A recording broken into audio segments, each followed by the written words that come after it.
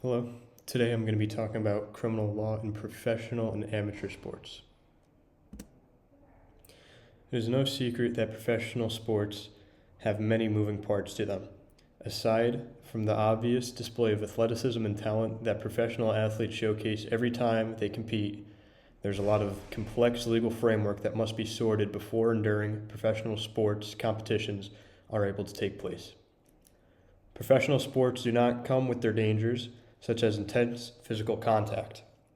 Leagues such as the National Football League, National Hockey League, and Ultimate Fighting Championship all promote physical contact, whether it's hitting and tackling in the NFL and NHL or straight up fighting in the UFC and NHL. Like regular members of society, professional athletes are held to the same standards when they're off the center stage of their sport. While playing, however, athletes are protected by various contracts, some of which being collective bargaining agreements, proprietary conduct policies, and independent arbitration mechanisms given to them by the leagues to impose suspensions, fines, or other sanctions if necessary. Since these professional athletes are protected by their contracts to engage in physical contact and or fighting, it is implied consent during these game contests that protect them from consequences of the law, such as being charged with assault or battery. In sports, however, there are in fact inherent dangers when rules are broken during the game sport.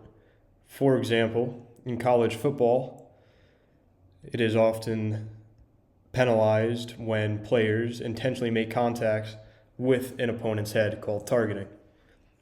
Additionally, there's a concept called boarding in ice hockey, where you can push or shove an opponent from behind into the wall, causing potential injury. You are not allowed to make contact with an opponent below the belt.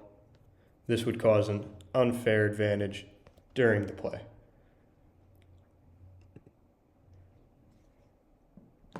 Here we're going to watch a quick video about the Adam Johnson case over in London, England.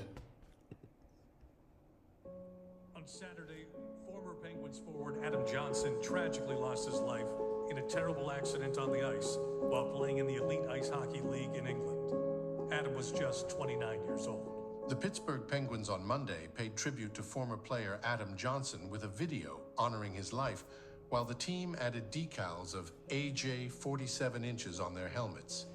Johnson, 29, was playing for the Nottingham Panthers at the Sheffield Steelers when he suffered the skate cut in a Champions Cup game on Saturday.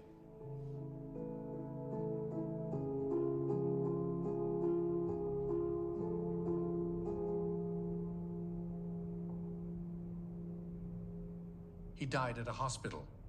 He was a Minnesota native who appeared in a total of 13. This raised questions regarding the player's intent to play the puck versus intentionally injuring Adam Johnson. It also raised questions about recklessness and whether the act is a part of the sport, and in determining whether or not it was a malicious act or not. This following video is a professional opinion from former NHL referee Tim Peel. I would love to hear your take on the situation. I would love to hear your take on the play, because there's a lot of talk going on right now about charging him for murder, that the investigators are looking into this. There's a little bit more than just a freak accident on the ice. And I'm kind of interested to hear your take on the play. Well, you know what? I personally, listen, the player that hit him, he didn't mean to kill him. Let's get one thing straight here. He didn't mean I to agree. kill Adam I Johnson. agree. Okay? I agree. Let's get that straight right off the bat. I've watched it a couple times. I think he kicked it, he whipped his foot around to kick him, maybe in the head, but I don't even know if he did that. Like, listen, I didn't play at that high level, buddy. I don't know. Like, You know, I don't know how your body contorts. You get hit, you spin around. I don't want to pile on this young man, because I can tell you right now, he feels, I can't even imagine what this guy's going through. So you may have a different view, but I don't think he didn't. I have a different view. He didn't do it on purpose, JR.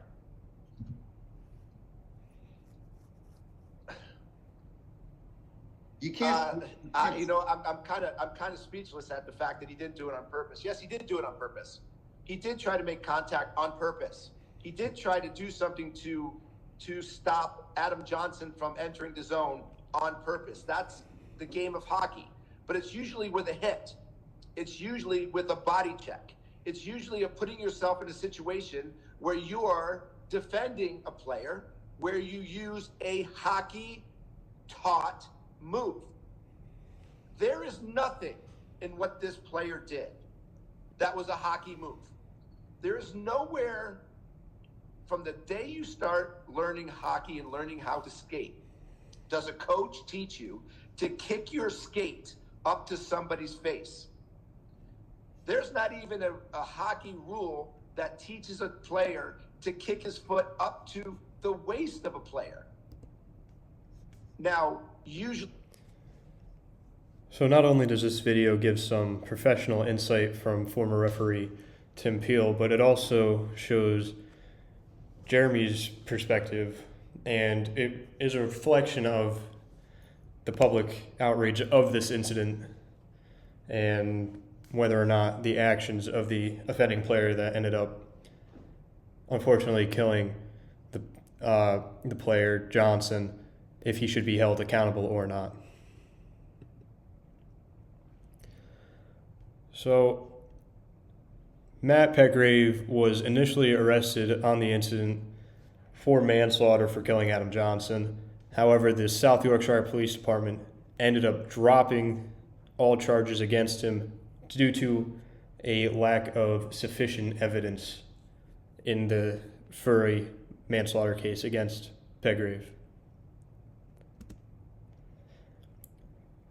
Following the events of the manslaughter, multiple policy implications were implemented in various hockey leagues around North America. And all of these leagues have mandated neck guards. These leagues included USA Hockey for all players under the age of 18, the American Hockey League, the direct partner of the NHL, the IIHF, the worldwide and global stage for hockey, and a number of Canadian leagues such as the Western Hockey League, the Ontario Hockey League, and the Quebec Major Junior Hockey League. Stepping aside from professionals, we are now going to look at a short video of some youth and amateur officials and hockey. Tonight, the father you see here facing assault charges for walking onto the ice in the middle of a youth hockey game and shoving 13 and 14-year-old referees to the ground in a violent outburst. In my 40-plus years of hockey, I've never seen anything as disgusting and repulsive as what this parent did on the ice. Seattle police say they're also looking at this angle of the incident, which shows the father walking onto the ice while play was stopped. 12-year-old players looking on as he shoves the refs. The crowd gasping as the man walks away, while one ref holds his hip in pain. Refs typically do wear less padding than the players. It's hard. It hurts. It's pretty similar to dropping onto concrete. One of the teen refs complaining of pain to his rear right hip and neck, which he said felt stiff, according to a police report. The other experiencing pain in his right elbow. The father, whose name was redacted in the report, was arrested shortly after leaving the venue.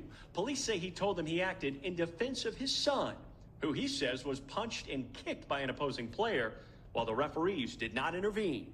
Adversity teaches a lot of great life lessons. When you interject as a parent and try and assist your kid through adversity, you're not helping, you're hurting. For hockey parents, Jennifer and Kyle, who frequent the Iceplex, the incident leaving both in shock. Terrified and appalled. So there's obviously no room for this in the sport of hockey. And obviously this parent, I mean, in my opinion, should be charged with something higher than assault, potentially battery, for battering these two minor officials who were under the age of 18 during the incident. But it said he was acting in the defense of his son, which is not credible at all because, like professional athletes, all players, when they sign up to play the game, are essentially signing a contract where there is implied consent, where there is an expectation of physicality and fighting in the game.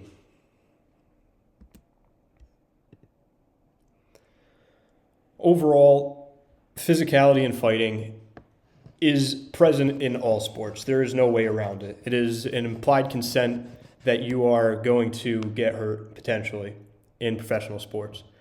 And it is important to consider the line of discipline versus criminality and when specific leagues need to step in and take supplemental disciplinary actions, or whether it be local law enforcement stepping in and taking action.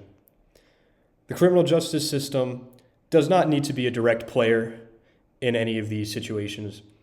However, if necessary, they definitely do have the power to do so.